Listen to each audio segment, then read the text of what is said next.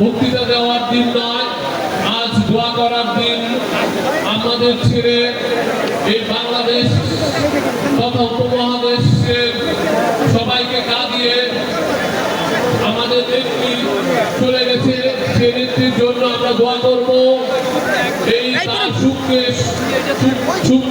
শক্তিতে রূপান্তরিত করে আমি শুধু দুহারবাসীর কাছে এবং নবগঞ্জবাসীর কাছে বলবো, আমাদের দেশ রক্ষার জন্য আগামীতে যে 12 ফেব্রুয়ারি নির্বাচন আছে, সেই নির্বাচনকে লক্ষ্য রেখে এই দেশের স্বাধীনতা সার্বভৌমত্বকে রক্ষার স্বার্থে আগামী দিনে জাতীয়তাবাদী দল বিএনপি তথা ধানের শীষের যেই আমাদের দুয়ার নবগঞ্জের কান্ডারি সেই আবু আশফাক ভাইকে 12 তারিখে সারাদিন আমরা ধানের শীষে ভোট দিয়ে বিজয় করব।